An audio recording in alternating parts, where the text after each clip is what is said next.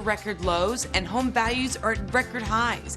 Now's the time to use your VA benefits to turn your home equity into cash. The New Day 100 VA cash out loan lets you borrow all of your home's value and lower your payments by $600 a month. Serving veterans is all they do. New Day can say yes when banks say no. Call 1-888-534-0823.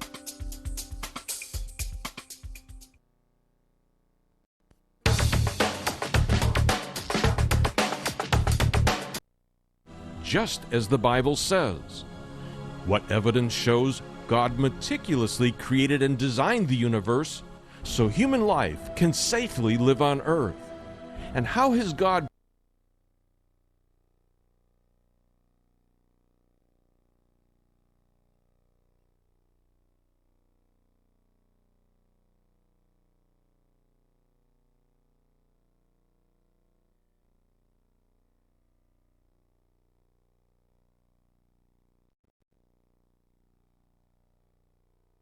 Jane King, and thank you.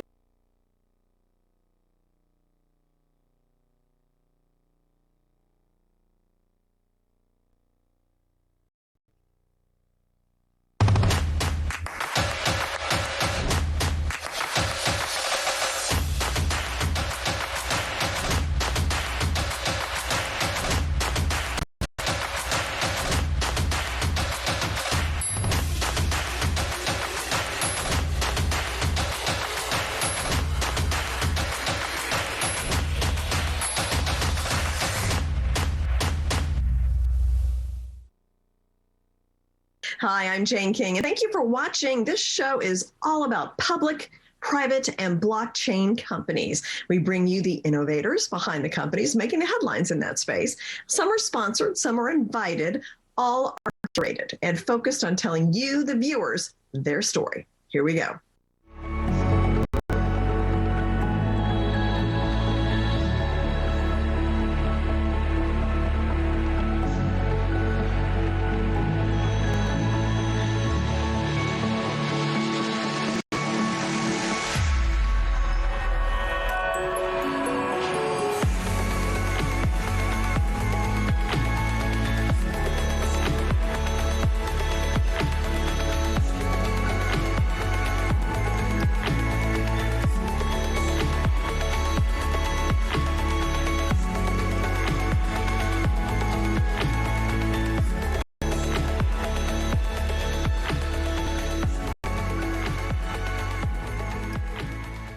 StrikeForce Technologies helps to prevent cyber theft and data breaches for governments, consumers, also companies. And with me is George Waller, the Executive Vice President and co-founder of the company. Welcome, George.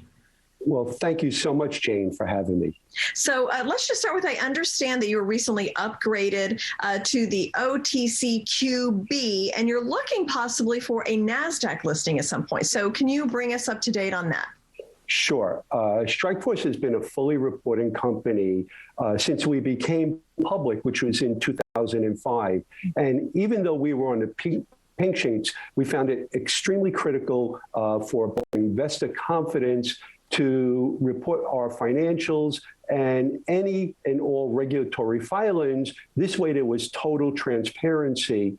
So what we feel is now building on that investor confidence by now meeting the OTCQB's listing requirements should, one, give our investors, a lot of confidence in the company, and two, it helps us as we move up to the next step, which is to get onto NASDAQ.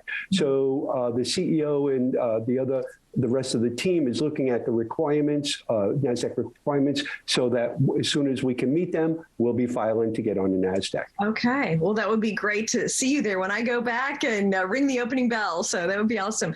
Now, when I was reading a little bit about you, I thought, cyber theft, data breaches. I mean, what a hot business to be in. I mean, unfortunately, but it's, necessary and something that we're dealing with on a daily basis now. It seems like you've had at least 3 major pieces of good news lately. So can you kind of expand on that a little bit? Sure. Jane, it's probably been about 23 pieces of news, but I'll bring it down to a short list of like 3 or 4. So the first one is that we had a very successful raise via a Reg A of $2.5 million in the latter part of 2020, which if you think about 2020, what was going on and people going out there to raise money, the fact that we raised the money so quickly, and it's exactly because of what you said, which is all that's going on with cyber breaches and data theft and, you know, what the hackers are doing. So a lot of people felt very confident in us that they immediately took part of our Reg A. We also launched after that Reg A, we launched a second Reg A of raising $7.5 million just recently, and that is going as successful as the first one. And what that helped us to do, Jane, is it helped us to launch our two key products right now, which is our Safety Chat and our Privacy Lock. And I'm sure we'll talk about those products a little bit further. And additional really good news is that if you think about the company, in the beginning of last year, or in fact, in the beginning of this year, our stock was sub-penny. In fact, it had a bunch of zeros in front of it, like 0.0001. That's where we were sitting. Then our stock shot up. We're now averaging over 5 cents on a daily basis. And one of the most exciting parts of our, of our recent news is that we were able to actually pay off all of our toxic debt. Oh, wow. So we are no more toxic debt. We have money in the bank. We have, marketing programs that we just launched. And I'm sure you're going to ask questions about those things. Okay. Now, you briefly mentioned SafeV Chat. So that's a video conferencing tool. How would you compare that to like Zoom and Microsoft Teams and some of the other video conferencing tools that have become so popular during the pandemic? Sure. Yeah. If you think about what happened with the pandemic, right? Everyone went into their homes, their basements, their attics, garages, right? We all started working from home. That's when we actually developed our SafeV Chat. When the pandemic hit, we, just like everyone, because we're located in Edison, New Jersey, Edison, especially New Jersey, was one of the first places really hit hard, if you remember back then. And what had happened was, we were dealing with customers, we were dealing with, potential customers, we were dealing with ourselves using all these video conferencing solutions. We were using Zoom, we were using WebEx, we were using Meet Me Now and Join Me and Zoho and BlueJeans. We tried every one of them. And Jane, we didn't feel secure in any one of them. Not a single one did we feel good or safe or secure. And when we were talking with customers, for example, a customer had a data breach and they're calling us to now use our technology, we didn't feel comfortable talking over a video conference with a potential customer because none of the systems protected the data. They didn't protect to make sure that only the customer was the only one that could log in. They didn't protect my desktop. They didn't protect my camera, my microphone. They didn't protect my speakers. So anything that the customer was saying could be heard if I had spyware on my computer.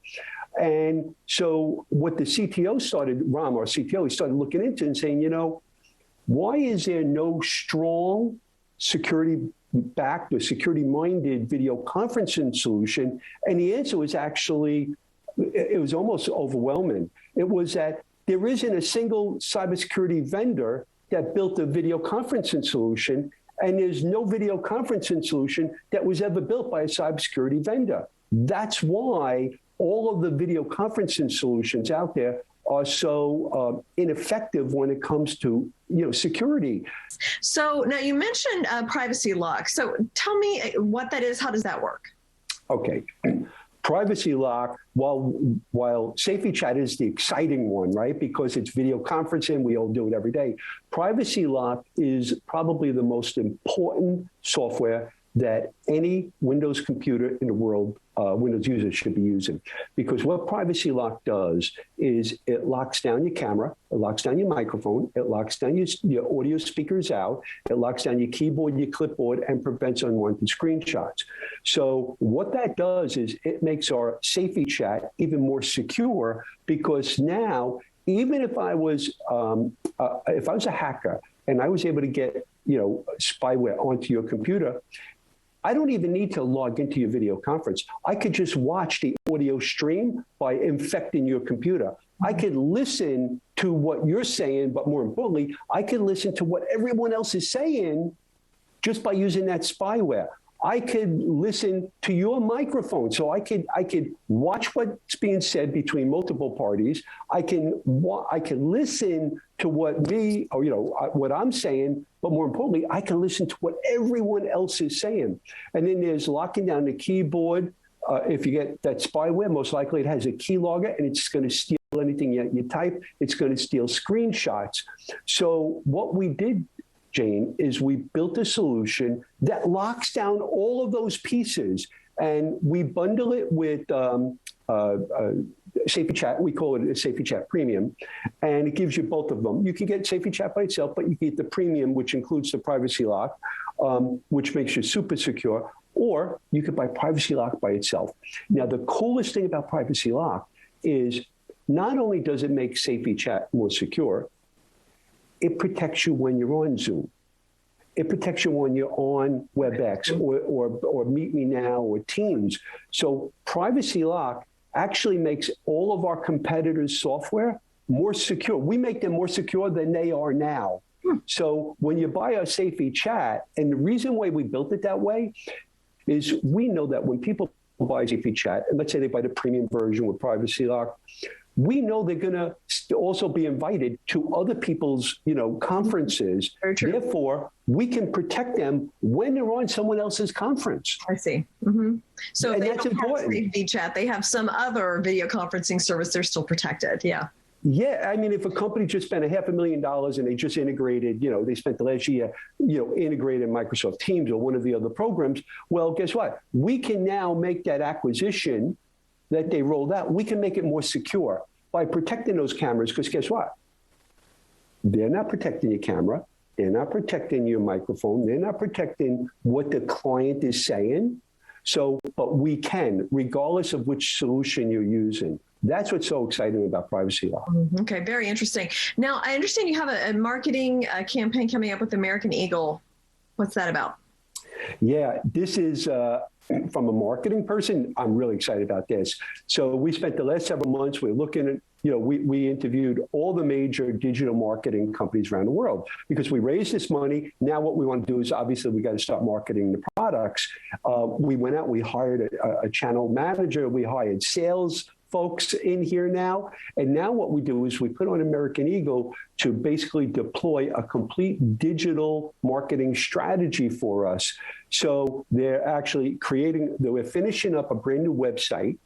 And meanwhile, starting next week, starting on Monday, Tuesday, we're starting all of our digital marketing. We'll be marketing, obviously Google AdWords like everyone does. We'll be doing Facebook, LinkedIn, Instagram, Twitter. So we have a complete digital marketing strategy that they developed with us, inclusive of radio. We're looking into TV now as well. So we're going to have a full assault attack out there on letting everyone out there know about Safety Chat, Privacy Lock. Those two products we want to tell the world about. Yeah, no, I mean, and it's needed. That kind of security is needed because this is going to be a part of the way we work for the future. So thank you so much, George. Very interesting.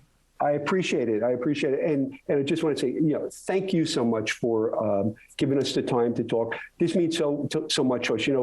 StrikeForce, we spent 20 years trying to make the world a safer place. And that's all we do. We don't do anything else but cybersecurity. We eat, drink, and sleep cybersecurity.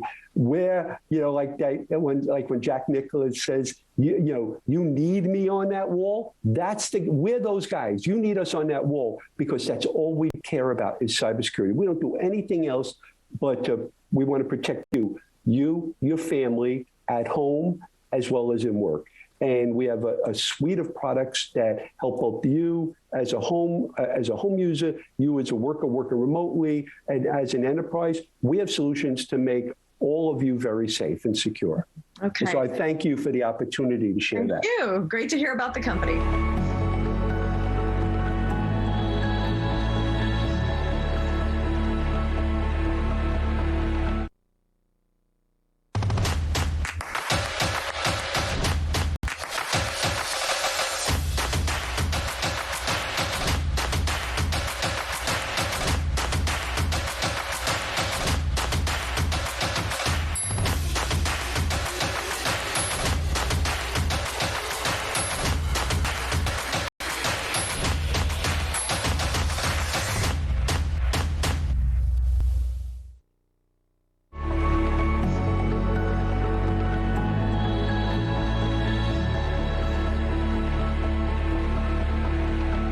Well, we have seen a lot of hacks, ransomware attacks in the U.S. recently. And with me is Alon Gahahi, who is the founder and CEO of GlobeX Data, to talk about that and how secure their product may be able to prevent some of these things. So great to see you again.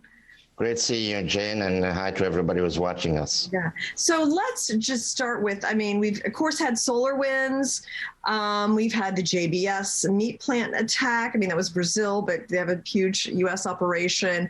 The Colonial Pipeline. I mean, there's been a lot. It felt like a lot there week after week. I mean, what's kind of your viewpoint when you see these stories? What are the things that you think about being a privacy expert?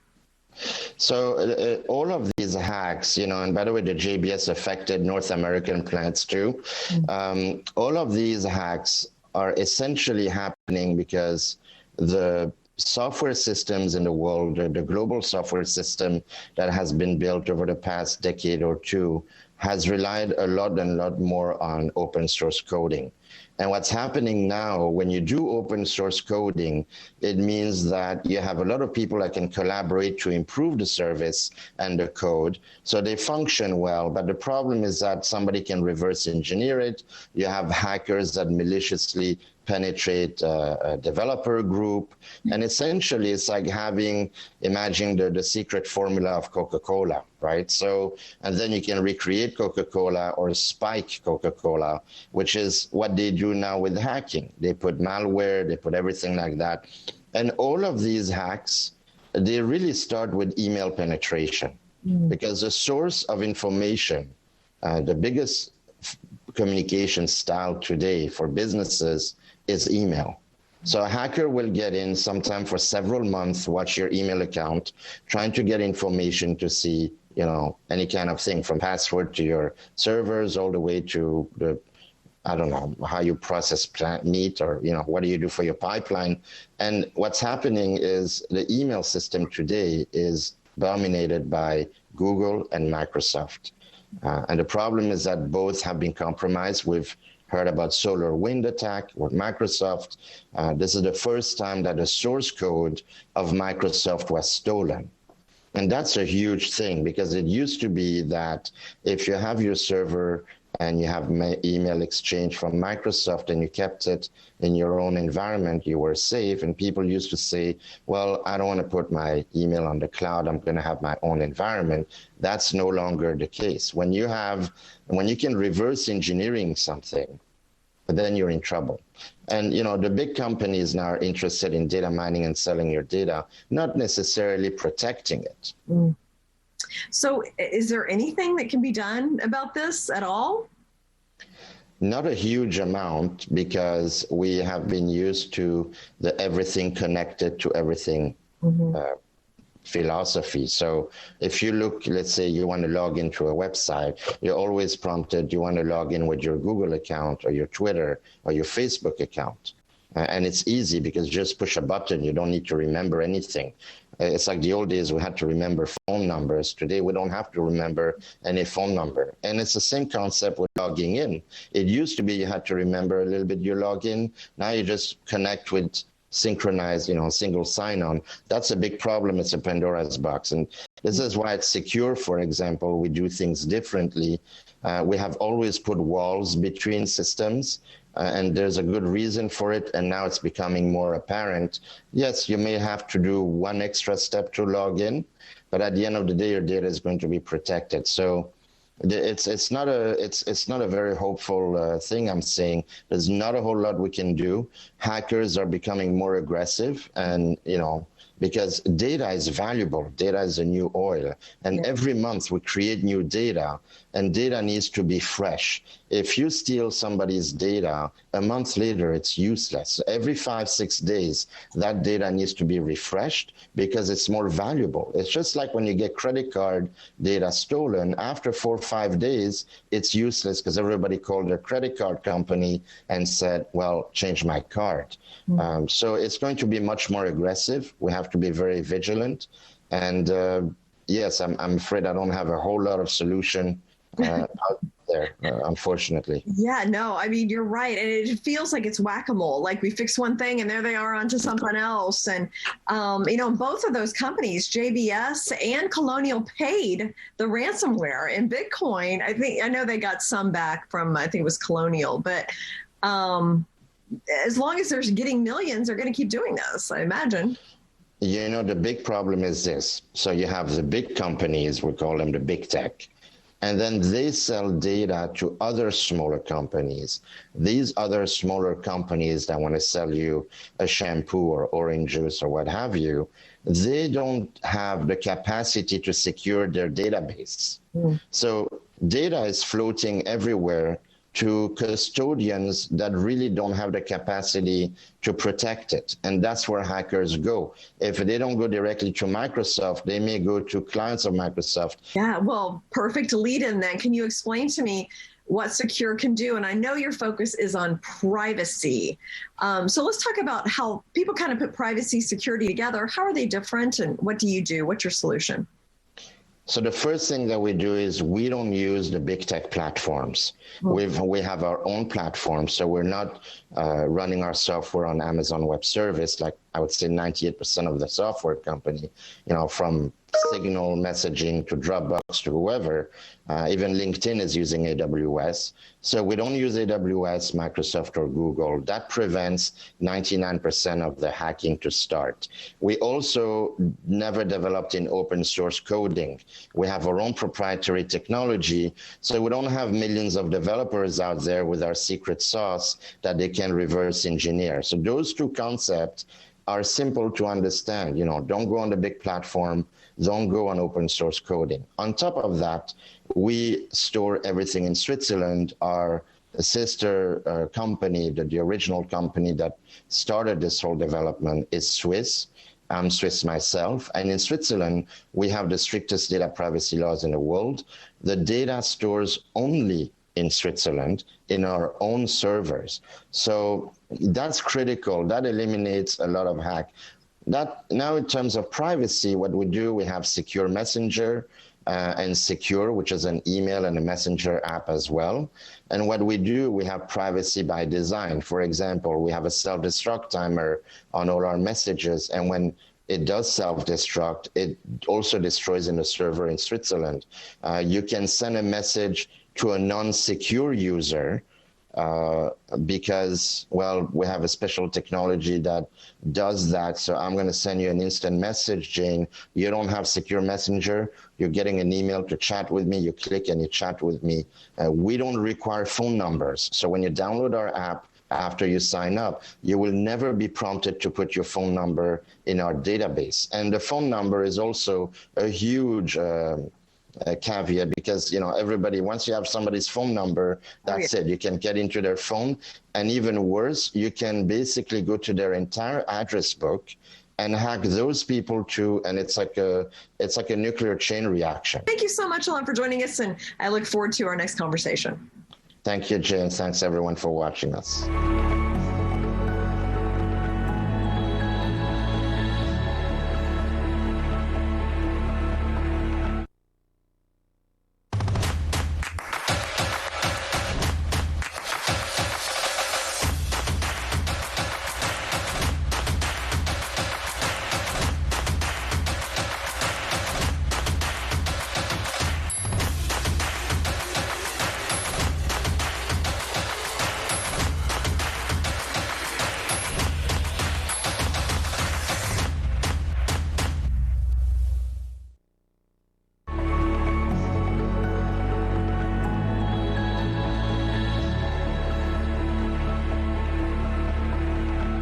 Well, Kylin says it is doing for data what DeFi did for crypto. And so with me is Dylan Dudney, who is the Chief Effort Officer and also a founder of Kylin, to kind of explain what all that means. So Dylan, welcome. And I guess just start off and give me an overview of Kylin and what it is you're doing.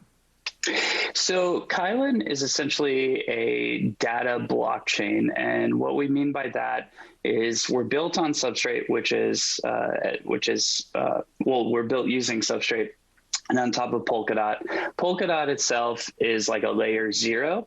and many different parachains will be put on top of that, acting like layer one blockchains. We are looking to be one of those parachains, or a layer one blockchain, and we're basically a validated data blockchain. What that means is we're able to take data from various different sources. Anything that can be represented by zeros and ones can be validated by us, put on chain, and then can automate different smart contracts. And that's sort of like the technical viewpoint of what Kylin is. Okay. Yeah, that's what I was going to say. That was very technical, and thank you for that. No, that's good. No, I'm glad we have that background, but how would a consumer or use this, or a business use this?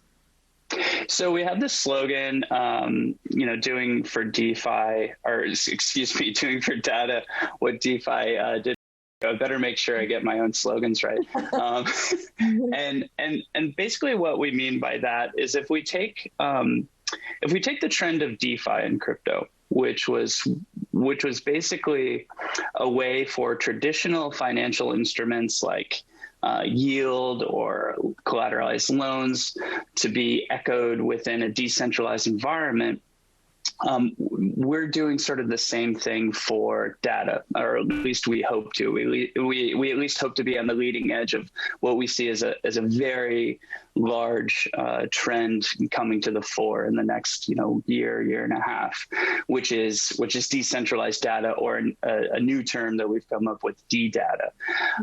And so in the same way that, in 2017 and 2018, all the way through to late 2019, we had these, idle crypto assets, right? Like we had BTC and we had ETH just sitting in wallets, sort of doing nothing.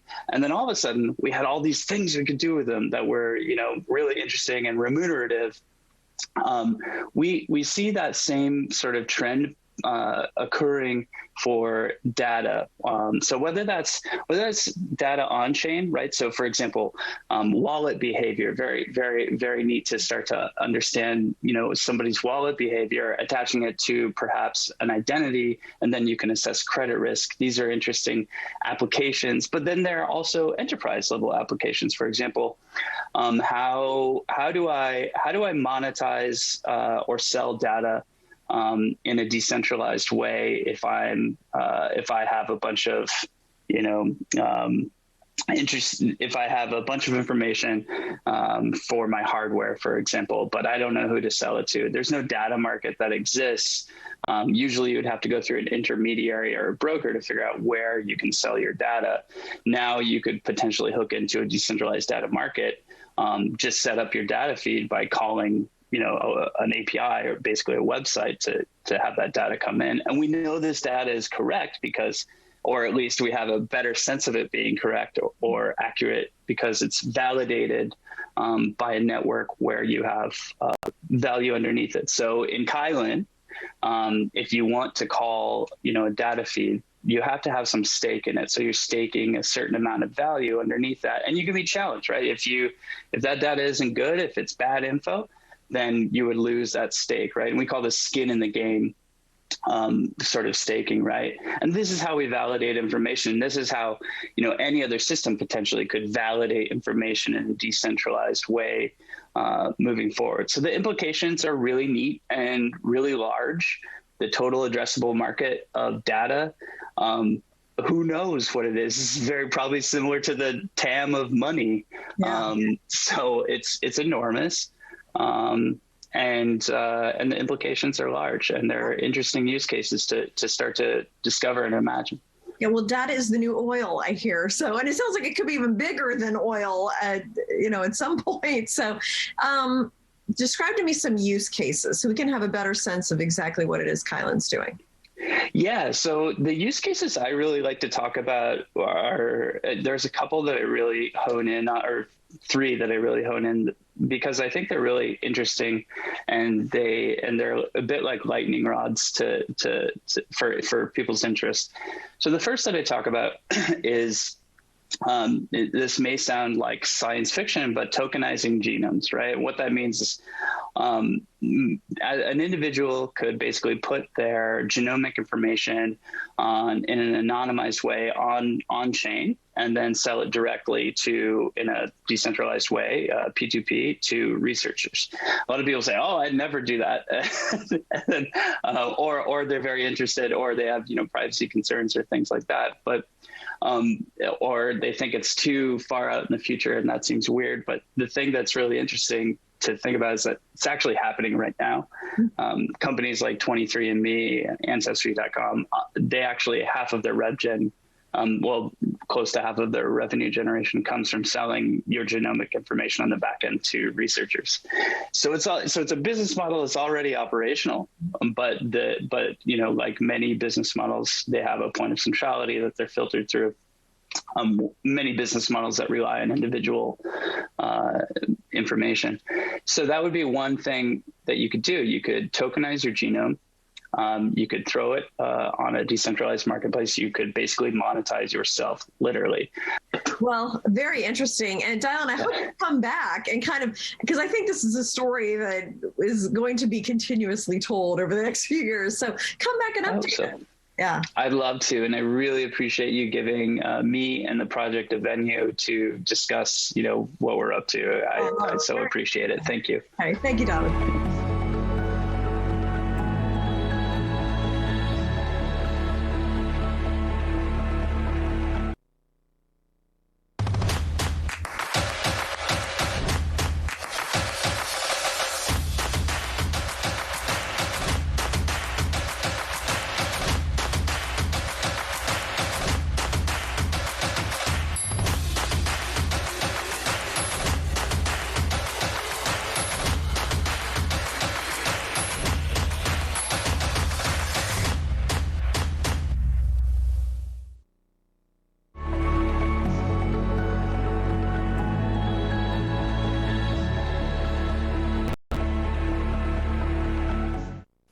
First Graphene is a leading supplier of high-performing graphene and also production. And so with me is the CEO, Mike Bell from Singapore here this morning. So Mike, let's just start with graphene. I was looking a little bit at your website, and I have to admit I don't know a lot about graphene. So explain what it is, what kind of everyday products is it used for? So graphene is a really new material. It was only discovered sort of 16 years ago and has become a bit of a wonder material. The downside is that it has taken longer than what people assumed to commercialize it and actually turn it into products. The first hurdle was for people to actually work out how to make it in enough volume and in a repeatable quality to be able to then use it in products. And the second complication is how you distribute different materials. So firstly, graphene comes from graphite. It's what you call an allotrope of carbon. It is a very, very fine powder in most cases, and it's typically 6 to 8 inches thick and comes in a plate shape, but very, very small size. And it has some really, really fantastic attributes that were sort of discovered in the process. It's exceedingly thermally conductive. It's very, very electrically conductive. It resists corrosion. It's a fire retardant. It's water repellent. It improves the durability and abrasion resistance of material.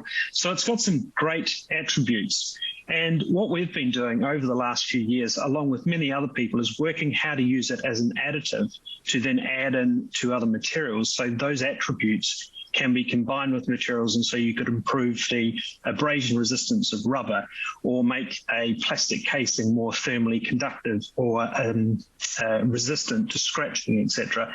So there's lots of applications. It's an exciting material, and it's one material that doesn't necessarily just associate itself with one industry or one material. It's a huge potential. It touches every industry, every material out there. So it's exciting. In terms of products that actually use it today, this is something where we have had success over the last few years. We've taken our time to develop it with early adopters, and we've got it into things like glass reinforced plastic products, so swimming pools, boats, surfboards. And what it does is it helps those products be lighter, more durable, and also more resistant to water ingress. So for pools that are basically installed in ground, the groundwater doesn't leach into the pool and damage the composites or the GRP. Very interesting. And is the advantage here that it is more durable, lighter? Is it better for the environment? It makes products longer lasting. So what's kind of the secret sauce of what makes it such a special material? So when you look at attributes like fire retardancy, it's a naturally occurring fire retardant. Its resistance to abrasion means that everything that is in a wear type situation, it can extend the life of. And that's great for the user, maybe not so good for the producer, because you're trying to get products to last longer. But if you take a case of tires, for instance, if you make tires last longer, it means you ultimately use less rubber, and subsequently you're easier on the environment because you're disposing less products. So that's probably a good example to show how it would impact. The same goes for shoes. We put it into shoe soles. The effects on the rubber sole gives it a greater grip, but it means it lasts longer. So people get more value for their money, and we're also disposing of less materials. Interesting. Yeah, I saw on your website you had like work boots there, and I'm sure, for people that are in industries where they need work boots, to have them last longer would be a good advantage. Yeah, that's right. And it's so our partner in Australia is called Steel Blue, and they're a global company that make work boots across a number of industries. And they've now launched a new product line that includes graphene to make the shoes lighter and stronger. It means they don't have to use some of the heavier materials for equivalent or better protection. So it's a real advantage to them and their users whilst maintaining a very, very high level of comfort. Yeah. And the company is traded on the Australian Stock Exchange, right? So talk to me a little bit about where it is. How long has the company been around, and just the financials and where you kind of go from here? So we've been listed for a number of years now. Our initial listing and sort of inflow of capital was very much spent on the research and setup of a factory to produce the material.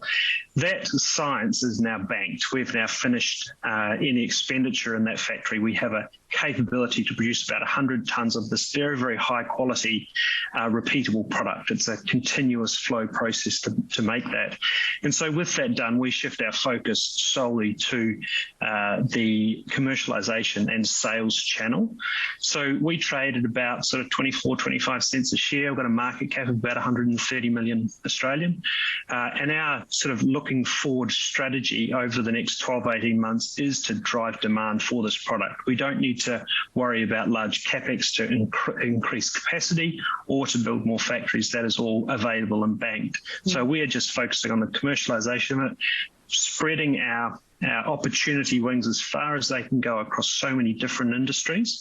We've focused on rubbers and elastomers, composites and plastics, coatings and inks, energy storage, and the cement and concrete space. And that's just so we can channel our focus a bit better than trying to grab every possible opportunity.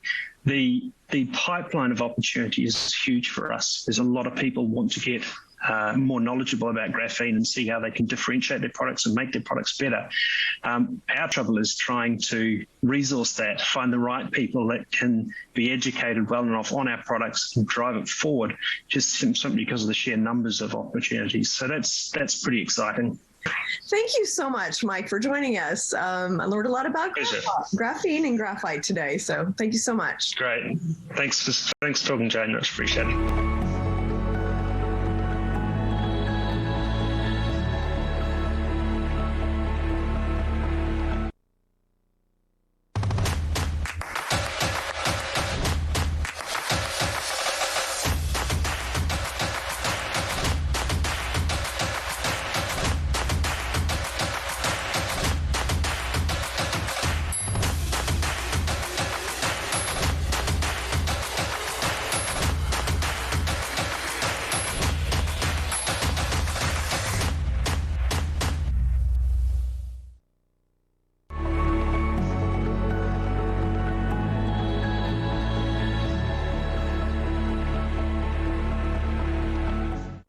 Blockquake is looking to launch its global crypto exchange very soon. So with me to bring us up to date on where Blockquake is CEO Antonio Brass, and then also Sam Hyun, the chief strategist. So great to see you guys again. It's been a long time, and I know we've been through a lot since we last talked. But so Sam, let's start with you. Update us on where things are. Yeah, definitely. So, yeah, thanks for having us, Jane. A lot has been developing on Blockquake's end. We've been essentially working quite diligently on the back end, just making sure that, all integrations are set in stone. Long story short, our plan is to get live by the end of this month. So that's, we don't have a specific date per se, but, we are extremely confident that we will be going live by the end of this month. So we're extremely excited for that. In terms of, kind of further updates, we are initially going to be offering a lot of the top traded cryptocurrencies along with stable coins as part of our Blockquake exchange. And we are also looking to kind of have that as one of the trading pair supports with the US dollar. So it's important to note that for all of our future customers on the Blockquake exchange, that they will actually be getting a multi-currency account for the deposit accounts immediately for the 6 fiats. So the 6 fiats would actually include the US dollar, the Canadian dollar, the euro, the Great British pound, the Australian dollar, and the Japanese yen. So, we do have intentions of adding additional pairs to the 6 fiats along with additional cryptocurrencies soon after going live. But, we definitely wanted to have this sort of scale up approach where, we do have, a foundation set first and then kind of aggressively scale up and ramp up as we go live. Well, that was just what I was going to ask you about, because that was one thing I really remember, Antonio, was that you talked about, and you came from like the regulation part of the financial industry, and you really talked about how you were making sure, and this feels like this is like a fluid situation. So have you? Yeah, particularly for both myself and Sam specifically, we came from an audit, compliance, risk background in banking and insurance financial services, and we've dealt with a lot of global regulatory matters and other compliance issues in our past life, in our career prior to Blockquake. So a lot of that stuff is coming full circle now, where we leverage a lot of that knowledge. Mm-hmm. So Sam, talk about some of the partners that you have right now. Yeah, for sure. So, we have a wide list of partners that we're working with.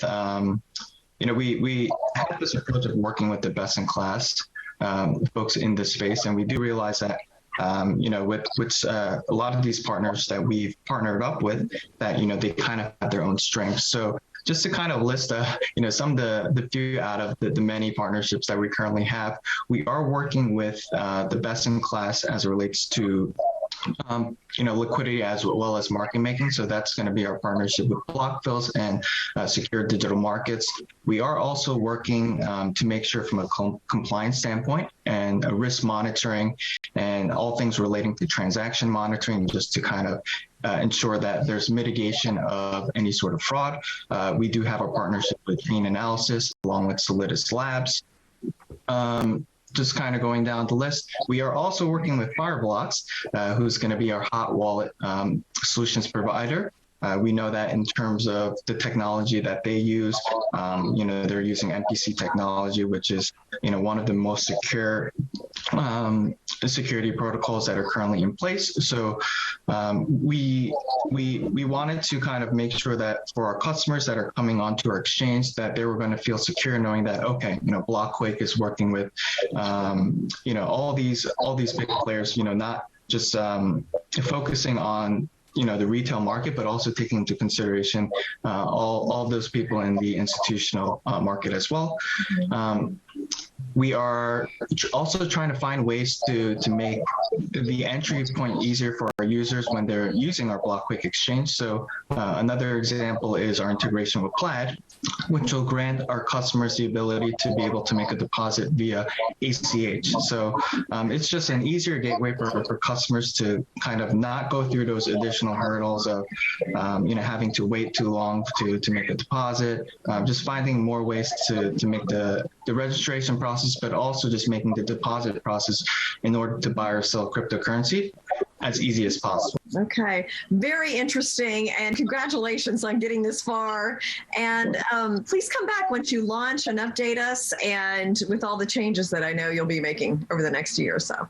Definitely. It's exciting times. I feel like every month is going to be drastically different going forward. All right, best of luck, Sam and Antonio. Thank you so much. Thank you.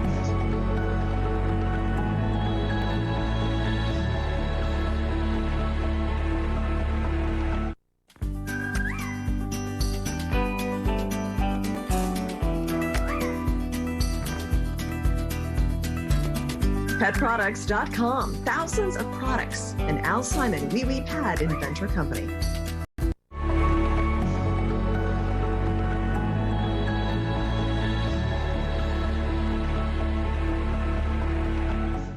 PNNX is a publicly traded company which brings deals to social media. And with me is the CEO, Vincent Risolvato, to explain a little bit more about what PNNX is all about. So great to see you.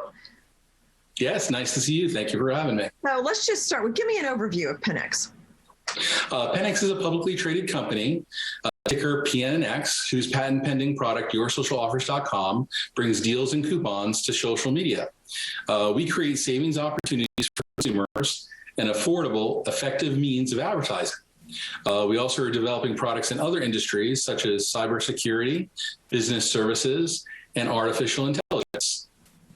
Okay, so what differentiates YSO from other deal sites like there's Groupon, there's Rakuten, Slick Deals as well?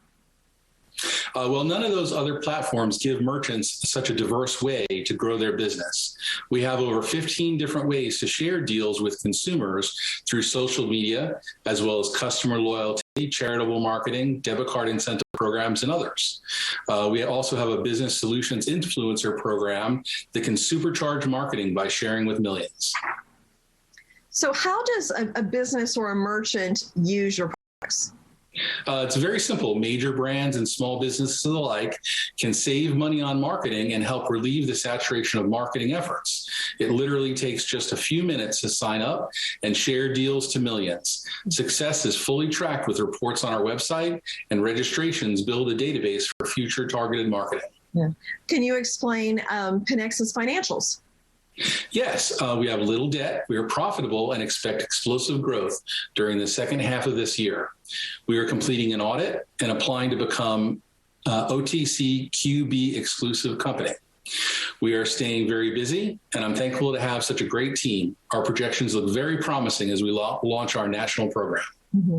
So what if a merchant isn't able to use digital marketing, or they're unsure how to market on social media? How do you help with that? YourSocialOffers.com can help them set up and manage their program. We offer the same level of service that they would associate with other top traditional marketers. Okay. And then why would PNNX be a great stock to own this year? Can you tell me a little bit about where you're traded and that? Well, we really believe we represent a unique growth opportunity because we are an early stage company, which is merging the multi-billion-dollar social media and deals industries together. And we're currently experiencing fast growth. It's our belief that our value will increase dramatically as we add users and brands. The fact is everyone wants to save money and grow their business, and YSO does so easily and affordably. Okay. Well, I will definitely check it out. Thank you so much, Vincent, for joining us today and telling us more about PNNX. Thank you. I appreciate it.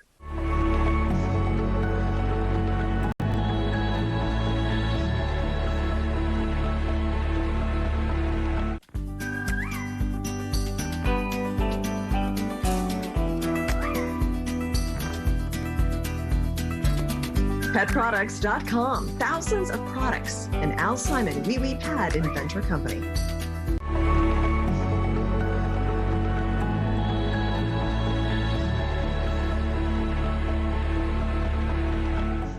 Grapefruit holds permits and licenses to both manufacture and distribute cannabis products in the Golden State. With me is the CEO, Bradley Urist. To tell me a little bit more about this, I know we talked a while back, Brad, but can you just tell me a little bit more about some of your products, and in particular the Hourglass product? Hi, Jane. Welcome. Thank you for hosting us today. And so, yes, our CBD Hourglass products, in my opinion, is the best topical out there. Nobody can compete with our technology, nor can they compete with our bioavailability. So we're super excited about it. It's available online, and we're ready to get it. We're ready to get it out to the public immediately. And you said it's the best out there. So how do you know that? Well, we've done comparisons, and as far as the bioavailability of other products, and ours is vastly superior on the order of magnitude of about 5 times more bioavailable. Because essentially we are using it's basically a proprietary delivery system to actually get the cannabinoids through the skin and into the bloodstream. And then you also have products that you sell just in California. So tell me about we actually have, we have a THC version that we're currently selling. So this does have THC, and it also has CBD. Okay. So it's the same delivery mechanism, but it does employ THC. So that's right now, California law allows you to do that. Is that why you don't sell that another? Correct. We can't sell our THC version online across state lines. So that's why we were able to get another SKU and do the CBD version, so we can send it to everybody. And then over the next year or so, we're going to be rolling it out to other states as well, the THC version of Hourglass. Okay. Now, you and your brother run the company, right? And you're both attorneys. And kind of give me a background about how you built Grapefruit. Yes. So my brother, Daniel Urist, and I have understood the efficacy and the benefits of cannabis over the last 20-something years. So we were sort of involved in it with our law firm, helping people with compliance and regulatory issues. And then in 2016, California passed the Adult Use Act. So Dan and I decided, look, let's get into licensed cannabis, and jump in it, with all force. And so we created Grapefruit. Mm-hmm. And so how have you, this has been a very fascinating industry to watch, because we've had legalization in Colorado and Washington, and then other states have come along since then. What's your sense of where we're going in the cannabis industry? Well, that's a great question, Jane. I think right now we are a little bit disappointed with the current administration's policy on cannabis, but we feel over the next 24 months, their position may change. And then maybe the first step could be to decriminalize or descheduleize THC as the first step to federal legalization. But once we do have federal legalization, Grapefruit was going to be in an amazing position to go not only nationally, but internationally. Interesting. And what do you see internationally with cannabis? Well, we do see the efficacy of topicals. Currently in the EU, you have to be prescribed THC cannabis. But the doctors don't want to prescribe flowers wherein the user has to smoke. So we've been hearing a lot of positive feedback with our THC topical in specific to have the doctors feel like, okay, we can prescribe a topical versus smoking. And so that's why we've seen a lot of positive feedback from our potential European partners that we're talking with right now. All right. Thank you so much, Brad. Thank you, Jane.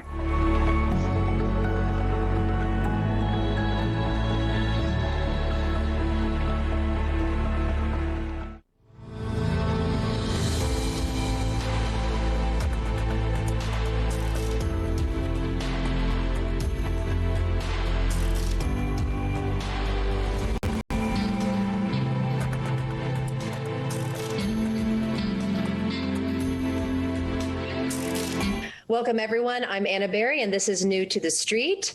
Please welcome Elaine Guy with GlobeX Data. Welcome, Elaine. Thank you, Anna. I have a pleasure to be here, and hi to everyone who's watching us. Well, we want to learn about GlobeX Data, specifically Secure, and how Secure encrypts all of your communications and doesn't collect or sell any data. That's extremely important in today's world. Tell us why.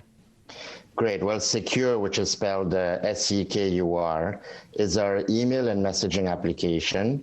We also have a messaging application on its own called Secure Messenger. Both of them can be found on secure.com. What we do is we are a Swiss-based email and communication provider. And the reason why we don't collect your data and sell it, First of all, it's illegal to do according to Swiss law. And also we use proprietary technology, so that's non-open source. And we don't use the big tech platforms. So we're not hosted on Amazon Web Service, Google or Microsoft. We have our own platform, and that guarantees a user the full privacy. Because if you use an application that's using the AWS platform, for example, there would be some data mining there. Also, there's a lot of risk of hacking. So secure is both private and secure, and it's hosted in Switzerland. So that's where the strictest data laws are. Yeah, why Switzerland? So I'm from Switzerland myself. I started a company about 15 years ago in Switzerland. Switzerland has a very good international relations. We have energy independence, great connectivity with most of the world. So in terms of infrastructure, it's an amazing place in Europe to have your base. The Swiss data privacy laws are the strictest in the world. So for example, in Switzerland, it's illegal. It's a penal crime to divulge somebody's IP address, which is unreal because here we have everybody's stealing everybody's IP address and everybody's email and phone numbers are shared. So in terms of privacy, Switzerland is really the Rolls-Royce of all of the privacy laws. Then on top of that, we have our own proprietary tech. We don't use any third-party platform or third-party developers. And we keep things in-house, and we also have some features by design, like self-destruct timer on your messages, which would destroy the message both on your phones and in our servers. And we also do something critical for privacy and security. When you buy these applications for Messenger, you typically have to put your phone number. With us, we never require your phone number. So you don't have to give your phone number away. That eliminates a lot of hackers. We don't social engineer the address book. We can't just upload all your addresses to our system. Our users typically have a SMID number that's generated, and you have to accept who wants to get into your circle and so forth. And also you can use Secure to message an outsider. So if you use WhatsApp, Signal, or any application out there, the other person needs to have the app as well. With us, you can chat by invite. And for example, you don't have Secure. I'm going to send a chat to you. You'll get an email and it'll say, Alain wants to chat with you. You click on your phone, it'll open a secure browser, and you and I can have that conversation without you even having to buy the application as well, which makes it great for professionals, bankers, lawyers, medical, you name it. And when the conversation is done, I can terminate it and it'll disappear from all your devices and mine. So that's unique in the world to do that. Well, data security is a hot topic, especially in the U.S. right now. And I see that you recently came to the U.S. How have you been received and what's it like? Well, the U.S. respects, the U.S. does respect privacy, but the companies don't. I think people in the U.S. are looking for protecting their identity. They've been scammed enough by all sorts of hackers and people pretending to have their identity. So in the US, the climate is now people are looking to protect their data. They finally understood that their entire life is for sale on a minute-by-minute basis. Whatever you do, whichever bank you use, and so forth, is out in the open to be sold to corporation for data mining. And our application has been extremely well received. We also trade on the U.S. Stock Exchange, so that's also nice. We have a subsidiary in the U.S. as well. So I love coming to the U.S. I love the States, and I'm happy that finally we'll be able to come and provide some true privacy for all Americans. So you mentioned banking. What are some other common activities that we do every day that makes us vulnerable to security threats? So the big ones are banking, medical, and when somebody has your medical records, they can get to your social security number, they can get to what kind of medicine you're going to buy. And that's how these advertisers target you. Legal as well, you may have some legal issues, personal or business. And these are the big thing, but financial is critical. I mean, your credit card info. You may email somebody and say, here's my account number to wire me what you owe me. All those emails, by the way, are like an open postcard when they leave your server. That's another thing with Secure that we have. We have a thing called Secure Send, which is basically a way for a person to send an email to anybody in the world, the other person clicking on a link and suddenly reading it and then replying with secure reply. And that whole transaction never left our Swiss server environment. Okay, thank you so much for joining us on New to the Street. Thank you, Anna. Happy to be here.